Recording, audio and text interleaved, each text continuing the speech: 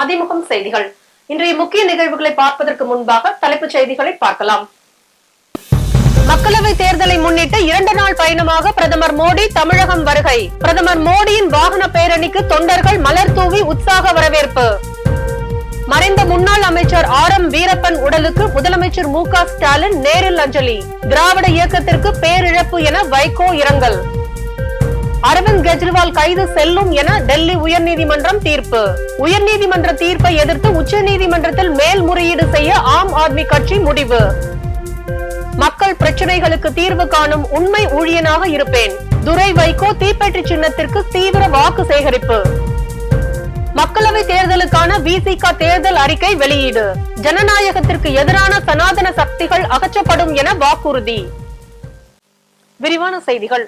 மக்களவை தேர்தலை முன்னிட்டு 2 நாள் பயணமாக தமிழகம் வந்துள்ள பிரதமர் மோடி சென்னையில் ஏற்பாடு செய்யப்பட்ட பிரம்மாண்ட வாகன பேரணியில் பங்கேற்று பாஜக வேட்பாளர்களுக்கு வாக்கு சேகரித்தார்.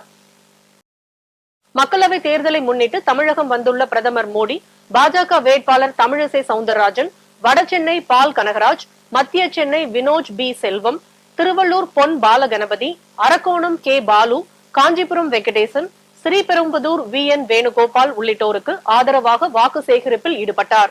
இந்நிலையில் சென்னை தியாகராய நகரில் பனகல் பூங்கா முதல் தேனாம்பேட்டை சிக்னல் வரை 2 கிலோமீட்டர் தூரத்துக்கு பிரதமர் மோடியின் வாகன பேரணி நடைபெற்றது. நிகழ்வில் மக்களவை தொகுதி வேட்பாளரும் தமிழக பாஜக தலைவருமான அண்ணாமலை, தென் சென்னை வேட்பாளர் தமிழிசை சவுந்தரராஜன் உள்ளிட்டோர் உடன் இருந்தனர். பேரணியின் போது சாலையின் இரு புறங்களிலும் தொண்டர்கள் பொதுமக்கள் சூழ்ந்து பூக்களை தூவி பிரதமர் மோடிக்கு வரவேற்பு அளித்தனர். பிரதமரின் வருகையை முன்னிட்டு சென்னையில் பலத்த பாதுகாப்பு ஏற்பாடுகள் செய்யப்பட்டுள்ளது. இதைத் தொடர்ந்து வேலூர் செல்லும் மோடி அங்கு தேசிய ஜனநாயக கூட்டணி வேட்பாளர் ஏ.சி. சண்முகத்துக்கு ஆதரவாக நடைபெறும் பொதுக்கூட்டத்தில் பங்கேற்று பேசுகிறார். இதனைத் தொடர்ந்து அரக்கோணம் விமான நிலையத்தில் இருந்து கோவைக்கு செல்கிறார். அங்கிருந்து மேட்டுப்பாளையம் செல்லும் பிரதமர் அமைச்சர் எல். முருகனுக்கு ஆதரவாக நடைபெறும் பொதுக்கூட்டத்தில் பங்கேற்று வாக்கு சேகரிக்கிறார். மறைந்த முன்னாள் அமைச்சர் ஆர்.எம். வீரப்பன் உடலுக்கு முதலமைச்சர் மு.க. ஸ்டாலின் நேரில் அஞ்சலி செலுத்தினார். வயது மூப்பின் காரணமாக ஏற்பட்ட உடல் நல குறைவு காரணமாக ஆர்.எம். வீரப்பன் சென்னை 1000 விளக்கு பகுதியில் உள்ள அப்பல்லோ மருத்துவமனையில் சில தினங்களுக்கு முன்பு அனுமதிக்கப்பட்டார். தொடர்ந்து அவருக்கு சிகிச்சை அளிக்கப்பட்டு வந்த நிலையில் அவர் காலமானார். அதிமுகவில் இருந்தாலும் திமுக தலைவரான கருணாநிதி மற்றும் திமுகவை சேர்ந்த தலைவர்களுடனும் நட்பில் இருந்த ஆர்.எம். வீரப்பன் அதிமுகவில் இருந்து விலகிய பிறகு எம்ஜிஆர் கழகம் என்ற கட்சியை தொடங்கினார். சத்யா மூவிஸ் நிறுவனத்தை தொடங்கி பல திரைப்படங்களை தயாரித்த ஆர்.எம். வீரப்பன் உடல்நல குறைவு காரணமாக காலமானார். மறைந்த ஆர்.எம். வீரப்பனுக்கு பல்வேறு அரசியல் கட்சிகளை சேர்ந்த தலைவர்கள், திரை உலகினர் இரங்கல் தெரிவித்து வருகின்றனர். மறைந்த முன்னாள் அமைச்சர் ஆர்.எம். வீரப்பன் உடலுக்கு முதலமைச்சர் மு.க. ஸ்டாலின் நேரில் அஞ்சலி செலுத்தினார்.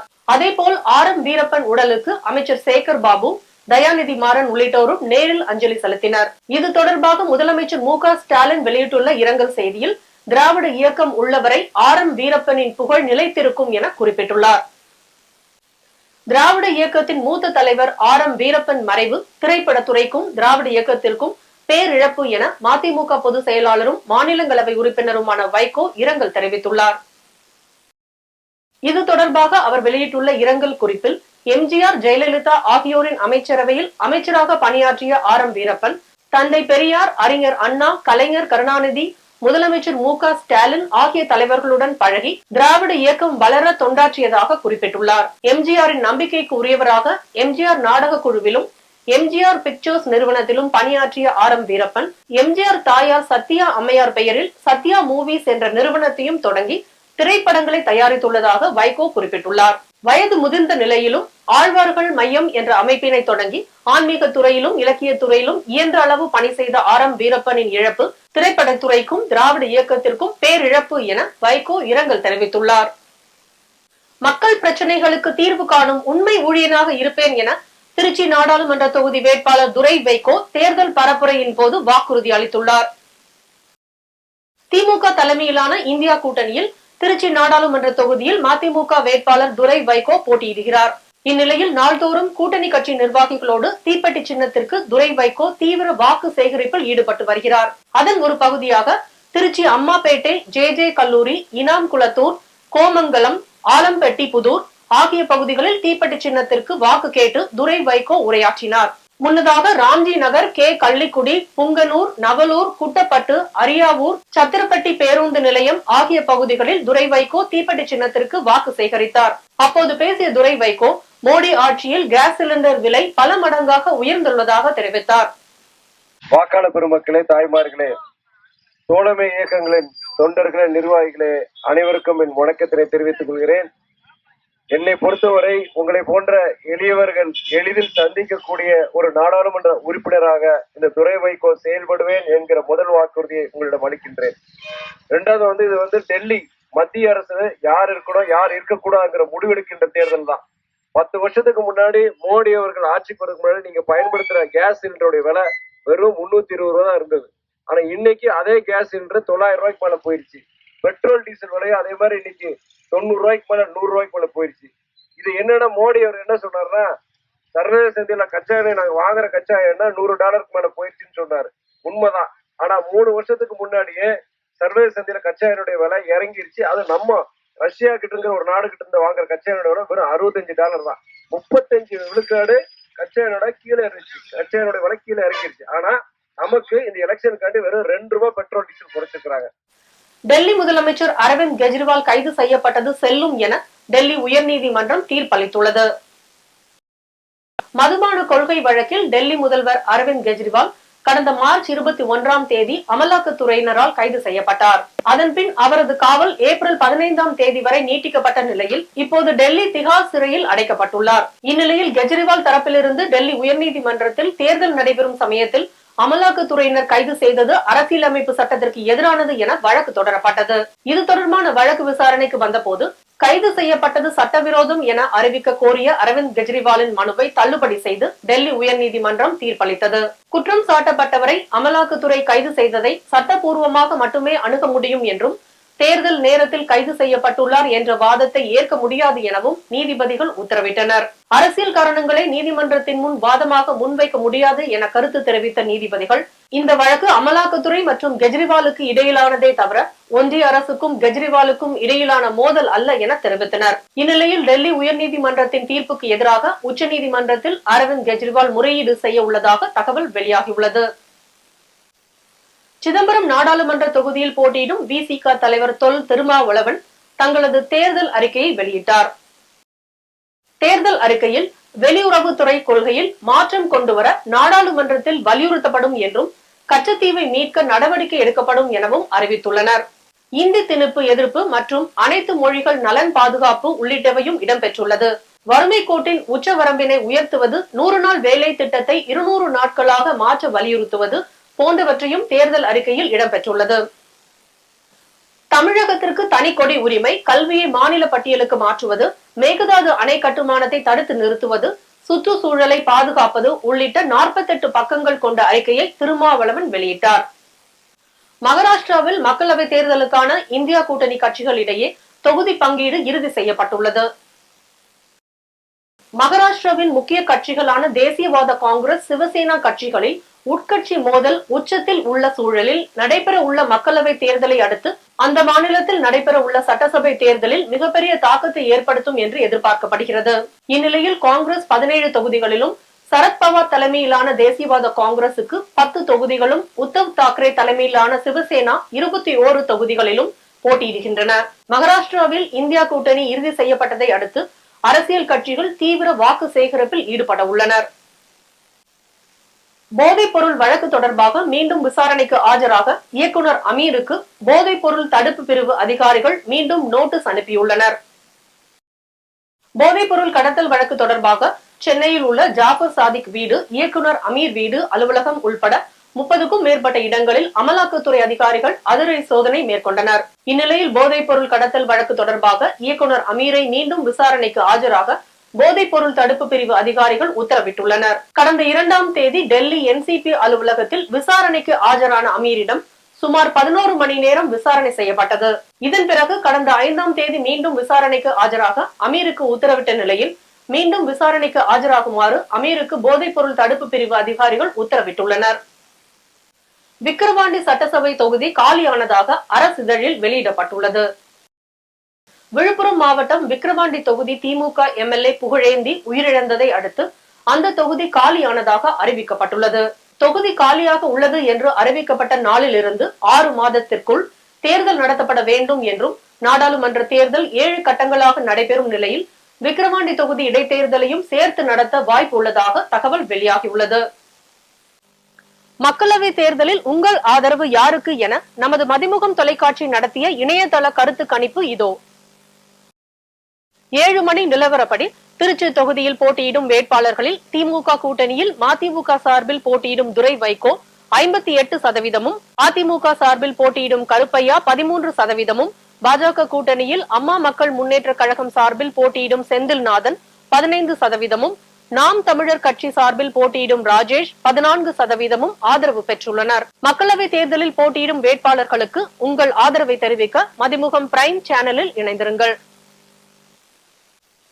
சிதம்பரம் நாடாளுமன்ற தொகுதியில் போட்டியிடும் விசிக தலைவர் தொல் திருமாவளவன் தங்களது தேர்தல் அறிக்கையை வெளியிட்டார். தேர்தல் அறிக்கையில் வெளியுறவுத்துறை கொள்கையில் மாற்றம் கொண்டுவர நாடாளுமன்றத்தில் வலியுறுத்தப்படும் என்றும், கச்சத்தீவை மீட்க நடவடிக்கை எடுக்கப்படும் எனவும் அறிவித்துள்ளனர். இந்தி திணிப்பு எதிர்ப்பு மற்றும் அனைத்து மொழிகள் நலன் பாதுகாப்பு உள்ளிட்டவையும் இடம்பெற்றுள்ளது. வறுமை கோட்டின் உச்சவரம்பினை உயர்த்துவது, 100 நாள் வேலை திட்டத்தை 200 நாட்களாக மாற்ற வலியுறுத்துவது போன்றவற்றையும் தேர்தல் அறிக்கையில் இடம்பெற்றுள்ளது. தமிழகத்திற்கு தனி கொடி உரிமை, கல்வியை மாநில பட்டியலுக்கு மாற்றுவது, மேகதாது அணை கட்டுமானத்தை தடுத்து நிறுத்துவது, சுற்றுச்சூழலை பாதுகாப்பது உள்ளிட்ட 48 பக்கங்கள் கொண்ட அறிக்கையை திருமாவளவன் வெளியிட்டார். மகாராஷ்டிராவில் மக்களவை தேர்தலுக்கான இந்தியா கூட்டணி கட்சிகள் இடையே தொகுதி பங்கீடு இறுதி செய்யப்பட்டுள்ளது. மகாராஷ்டிராவின் முக்கிய கட்சிகளான தேசியவாத காங்கிரஸ், சிவசேனா கட்சிகளில் உட்கட்சி மோதல் உச்சத்தில் உள்ள சூழலில் நடைபெற உள்ள மக்களவை தேர்தலை அடுத்து அந்த மாநிலத்தில் நடைபெற உள்ள சட்டசபை தேர்தலில் மிகப்பெரிய தாக்கத்தை ஏற்படுத்தும் என்று எதிர்பார்க்கப்படுகிறது. இந்நிலையில் காங்கிரஸ் 17 தொகுதிகளிலும், சரத்பவார் தலைமையிலான தேசியவாத காங்கிரசுக்கு 10 தொகுதிகளும், உத்தவ் தாக்கரே தலைமையிலான சிவசேனா 21 தொகுதிகளிலும் போட்டியிடுகின்றன. மகாராஷ்டிராவில் இந்தியா கூட்டணி இறுதி செய்யப்பட்டதை அடுத்து அரசியல் கட்சிகள் தீவிர வாக்கு சேகரிப்பில் ஈடுபட உள்ளனர். போதைப் பொருள் வழக்கு தொடர்பாக மீண்டும் விசாரணைக்கு ஆஜராக இயக்குனர் அமீருக்கு போதைப் பொருள் தடுப்பு பிரிவு அதிகாரிகள் மீண்டும் நோட்டீஸ் அனுப்பியுள்ளனர்.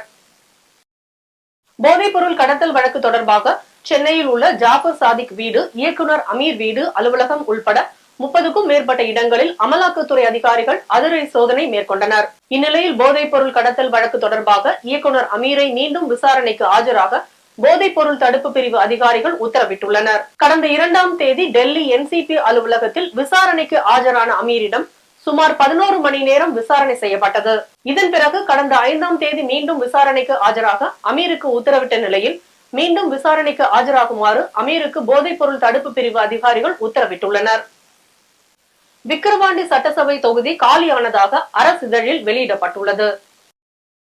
விழுப்புரம் மாவட்டம் விக்கிரவாண்டி தொகுதி திமுக எம்எல்ஏ புகழேந்தி உயிரிழந்ததை அடுத்து அந்த தொகுதி காலியானதாக அறிவிக்கப்பட்டுள்ளது. தொகுதி காலியாக உள்ளது என்று அறிவிக்கப்பட்ட நாளிலிருந்து 6 மாதத்திற்குள் தேர்தல் நடத்தப்பட வேண்டும் என்றும், நாடாளுமன்ற தேர்தல் 7 கட்டங்களாக நடைபெறும் நிலையில் விக்கிரவாண்டி தொகுதி இடைத்தேர்தலையும் சேர்த்து நடத்த வாய்ப்பு உள்ளதாக தகவல் வெளியாகியுள்ளது. மக்களவை தேர்தலில் உங்கள் ஆதரவு யாருக்கு என நமது மதிமுகம் தொலைக்காட்சி நடத்திய இணையதள கருத்து கணிப்பு இதோ. 7 மணி நிலவரப்படி திருச்சி தொகுதியில் போட்டியிடும் வேட்பாளர்களில் திமுக கூட்டணியில் மதிமுக சார்பில் போட்டியிடும் துரை வைகோ 58%, அதிமுக சார்பில் போட்டியிடும் கருப்பையா 13%, பாஜக கூட்டணியில் அம்மா மக்கள் முன்னேற்ற கழகம் சார்பில் போட்டியிடும் செந்தில்நாதன் 15%, நாம் தமிழர் கட்சி சார்பில் போட்டியிடும் ராஜேஷ் 14% ஆதரவு பெற்றுள்ளனர். மக்களவை தேர்தலில் போட்டியிடும் வேட்பாளர்களுக்கு உங்கள் ஆதரவை தெரிவிக்க மதிமுகம் பிரைம் சேனலில் இணைந்திருங்கள். சிதம்பரம் நாடாளுமன்ற தொகுதி பாஜக வேட்பாளர் கார்த்தியாயினியின் படிவம் C1 தற்போது பார்க்கலாம்.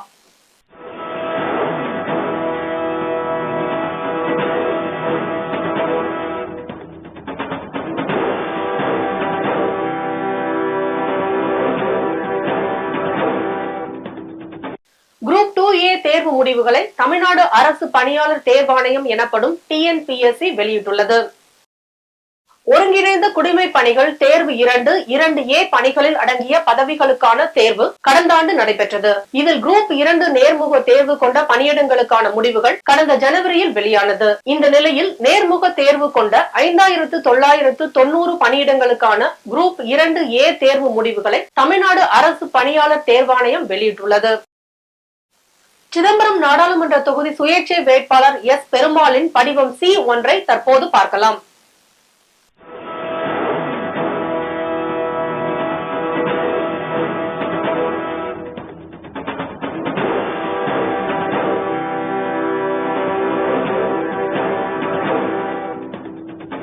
விருதுநகர் நாடாளுமன்ற தொகுதி வேட்பாளர் மாணிக்கம் தாக்கூரின் படிவம் C1 தற்போது பார்க்கலாம்.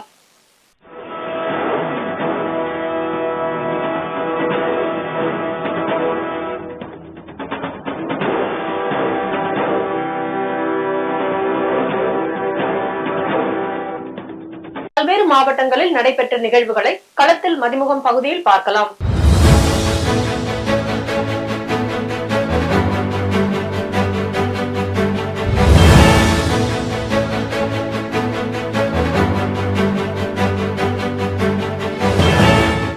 மயிலாடுதுறையில் சுற்றித் திரிந்த சிறுத்தை ஒரு வாரமாக பிடிபடாத நிலையில் தஞ்சாவூருக்கு இடம்பெயர்ந்துள்ளதாக தகவல் வெளியாகியுள்ளது. மயிலாடுதுறை நகர பகுதியில் உள்ள செம்மங்குளத்தில் கடந்த செவ்வாய்க்கிழமை சிறுத்தை ஒன்று புகுந்தது. 5 நாட்களாக வனத்துறையினர் சிறுத்தையை தேடி வரும் நிலையில் தஞ்சாவூர் மாவட்டம் நரசிங்கப்பேட்டை பகுதியில் சிறுத்தை நடமாட்டம் இருப்பதாக கிடைத்த தகவலின் அடிப்படையில் வனத்துறை தீவிர கண்காணிப்பில் ஈடுபட்டு வருகின்றனர். சிறுத்தை நடமாட்டம் காரணமாக வீட்டை விட்டு யாரும் வெளியே வர வேண்டாம் என வனத்துறை சார்பில் எச்சரிக்கை விடுக்கப்பட்டு வருகிறது. சாலை வசதி இல்லாததை கண்டித்து தூத்துக்குடி மாவட்டம் சிதம்பரம்பட்டி கிராம மக்கள் நாடாளுமன்ற தேர்தலை புறக்கணிக்க போவதாக கோட்டாட்சியர் அலுவலகத்தில் மனு அளித்துள்ளனர். சிதம்பரம்பட்டி கிராமத்தில் சுமார் 350 குடும்பங்கள் வசித்து வருகின்றனர். இப்பகுதி மக்கள் தங்கள் குடியிருப்பு பகுதியிலிருந்து சாலையில் உள்ள பேருந்து நிறுத்தத்திற்கு செல்ல சரியான பாதை இல்லை என பலமுறை மனு அளித்தும் எந்தவித நடவடிக்கையும் எடுக்கவில்லை என கூறப்படுகிறது. கொடைக்கானல் கலைரங்கம் பகுதியில் நகராட்சிக்கு சொந்தமான வாகன நிறுத்தத்தில் கூடுதல் கட்டணம் வசூல் செய்யப்படுவதாக புகார் எழுந்துள்ளது. கார்களுக்கு 60 ரூபாயும், வேன்களுக்கு 100 ரூபாயும், பேருந்துகளுக்கு 200 ரூபாய் என கூடுதல் கட்டணம் வசூலித்து வருவதாக புகார் எழுந்துள்ளது. மதுரை மாவட்டம் சொக்கிக்குளம் உழவர் சந்தையில் வாக்காளர் விழிப்புணர்வு நிகழ்ச்சி நடைபெற்றது. 100% வாக்களிப்பை வலியுறுத்தி நடைபெற்ற வாக்காளர் விழிப்புணர்வு நிகழ்ச்சியில் விவசாயிகள், பொதுமக்கள் என அனைவரும் கலந்து கொண்டு 100% வாக்களிப்பை வலியுறுத்தி நடைபெற்ற வாக்காளர் விழிப்புணர்வு நிகழ்ச்சியில் விவசாயிகள், பொதுமக்கள் என அனைவரும் கலந்து கொண்டு வாக்காளர் விழிப்புணர்வு உறுதிமொழி எடுத்துக் கொண்டனர். நாடாளுமன்ற தேர்தலில் வேலூர் தொகுதியில் போட்டியிடும் திமுக வேட்பாளர் கதிர் ஆனந்துக்கு ஆதரவாக அக்கட்சியின் அமைப்பு செயலாளர் RS பாரதி வாக்கு சேகரித்தார். வேலூர் மாவட்டம் குடியாத்தம் பகுதியில் நடைபெற்ற கூட்டத்தில் திமுக அமைப்பு செயலாளர் RS பாரதி, திமுக பொதுச் செயலாளரும் அமைச்சருமான துரைமுருகன் கலந்து கொண்டு கதிர் ஆனந்திற்கு ஆதரவாக வாக்கு சேகரித்தனர். அரியலூர் மாவட்டம் ஜெயம்கொண்டம் அருகே ஆனந்த்குமார் என்பவரது நகைக்கடையில் 10 பவுன் தங்கச்சங்கிலியை கொள்ளையடித்து சென்ற வெங்கடேசன், ராமகிருஷ்ணன் ஆகிய இருவரை காவல்துறையினர் கைது செய்தனர். திருவண்ணாமலை மக்களவை தொகுதியில் போட்டியிடும் திமுக வேட்பாளர் அண்ணாதுரை கந்தளி ஒன்றியத்திற்குட்பட்ட ஆதியூர், எலவம்பட்டி மற்றும் கொரட்டி பகுதியில் தீவிர வாக்கு சேகரிப்பில் ஈடுபட்டார். பிரச்சாரத்தின் போது அப்பகுதி மக்கள் அவருக்கு ஆரத்தி எடுத்து சிறப்பாக வரவேற்பு அளித்தனர். ராணிப்பேட்டை மாவட்டம் ஆற்காடு அருகே தனியார் ATMற்கு பணம் நிரப்ப சென்ற இண்டிகா காரை நிறுத்தி சோதனை செய்த நிலை கண்காணிப்பு குழுவினர் பணத்திற்கு உரிய ஆவணம் இல்லை என கூறி 74.5 லட்சம் ரூபாயை பறிமுதல் செய்தனர். திமுக கூட்டணியில் காங்கிரஸ் சார்பில் விருதுநகரில் போட்டியிடும் மாணிக்கம் தாக்கூர் மதுரை திருமங்கலம் அருகே தேர்தல் பரப்புரையில் ஈடுபட்டார். உச்சப்பட்டி என்ற இடத்தில் தனது பிரச்சாரத்தை துவங்கிய மாணிக்கம் தாக்கூருக்கு கிராம மக்கள் மலர் தூவி உற்சாகமாக வரவேற்றனர். பரப்புரையில் பேசிய மாணிக்கம் தாக்கூர் காங்கிரஸ் கட்சிக்கு வந்தால் சிலிண்டர் விலை குறைக்கப்படும் என உறுதியளித்தார். கோட் திரைப்படத்தின் படப்பிடிப்பிற்காக ரஷ்யா சென்ற நடிகர் விஜய் அங்கு படக்குழுவினருடன் ஜாலியாக விளையாடும் வீடியோ காட்சிகள் சமூக வலைதளங்களில் வைரலாகி வருகிறது. நடிகர் விஜய் தற்போது இயக்குனர் வெங்கட் பிரபு இயக்கத்தில் நடித்து வரும் தி கோட் திரைப்படத்தின் இறுதிக்கட்ட ஷூட்டிங்கில் முழு வீச்சில் ஈடுபட்டு வருகிறார். படத்தில் பிரசாந்த், பிரபுதேவா, லைலா, மோகன் உள்ளிட்ட பல நடிகர்கள் நடித்துள்ளனர். தற்போது இப்படத்தின் படப்பிடிப்பு பணிகள் ரஷ்யாவில் நடைபெற்று வரும் நிலையில் ரஷ்யாவில் விஜய் படப்பிடிப்பு குழுவினருடன் ஸ்கேட்டிங் ஸ்கூட்டரில் ஜாலியாக விளையாடிய வீடியோ சமூக வலைதளங்களில் வைரலாகி பரவி வருகிறது. இன்றைய தங்கம், வெள்ளி விலை வழங்குவோர் அட்டிகா கோல்ட் கம்பெனி. சென்னையில் ஆபரண தங்கத்தின் விலை சவரனுக்கு 80 ரூபாய் உயர்ந்து 53,360 ரூபாய்க்கு விற்பனை செய்யப்படுகிறது. 1 கிராம் தங்கம் 10 ரூபாய் உயர்ந்து 6,670 ரூபாய்க்கு விற்பனை செய்யப்படுகிறது. வெள்ளியின் விலை கிராமுக்கு 1 ரூபாய் குறைந்து 1 கிராம் வெள்ளி 88 ரூபாய்க்கும் 1 கிலோ வெள்ளி 88,000 ரூபாய்க்கும் விற்பனை செய்யப்படுகிறது. இந்தோனேசியா நாட்டின் ரான்சிகி பகுதியில் சக்தி வாய்ந்த நிலநடுக்கம் ஏற்பட்டது. இந்தோனேசியா நாட்டின் ரான்சிகி பகுதியில் சக்தி வாய்ந்த நிலநடுக்கம் ஏற்பட்டதால் பொதுமக்கள் பதற்றம் அடைந்தனர். நிலத்திற்கு அடியில் 9.1 கிலோமீட்டர் ஆழத்தில் ஏற்பட்ட இந்த நிலநடுக்கமானது ரிக்டர் அளவுகோலில் 6.0 பதிவாகியுள்ளது. மீண்டும் தலைப்புச் செய்திகள். மக்களவை தேர்தலை முன்னிட்டு 2 நாள் பயணமாக பிரதமர் மோடி தமிழகம் வருகை. பிரதமர் மோடியின் வாகன பேரணிக்கு தொண்டர்கள் மலர் தூவி உற்சாக வரவேற்பு. மறைந்த முன்னாள் அமைச்சர் ஆர்.எம். வீரப்பன் உடலுக்கு முதலமைச்சர் மு.க. ஸ்டாலின் நேரில் அஞ்சலி. திராவிட இயக்கத்திற்கு பேரிழப்பு என வைகோ இரங்கல். அரவிந்த் கெஜ்ரிவால் கைது செல்லும் என டெல்லி உயர்நீதிமன்றம் தீர்ப்பு. உயர்நீதிமன்ற தீர்ப்பை எதிர்த்து உச்சநீதிமன்றத்தில் மேல்முறையீடு செய்ய ஆம் ஆத்மி கட்சி முடிவு. மக்கள் பிரச்சனைகளுக்கு தீர்வு காணும் உண்மை ஊழியனாக இருப்பேன். துரை வைகோ தீப்பெட்டி சின்னத்திற்கு தீவிர வாக்கு சேகரிப்பு. மக்களவை தேர்தலுக்கான விசிக தேர்தல் அறிக்கை வெளியீடு. ஜனநாயகத்திற்கு எதிரான சனாதன சக்திகள் அகற்றப்படும் என வாக்குறுதி. இத்துடன் செய்திகள் நிறைவடைந்தன. மீண்டும் செய்திகள் காலை 8 மணிக்கு. மேலும் செய்திகளை தெரிந்து கொள்ள மதிமுகம் பிரைம் யூடியூப் தளத்தில் இணைந்திருங்கள்.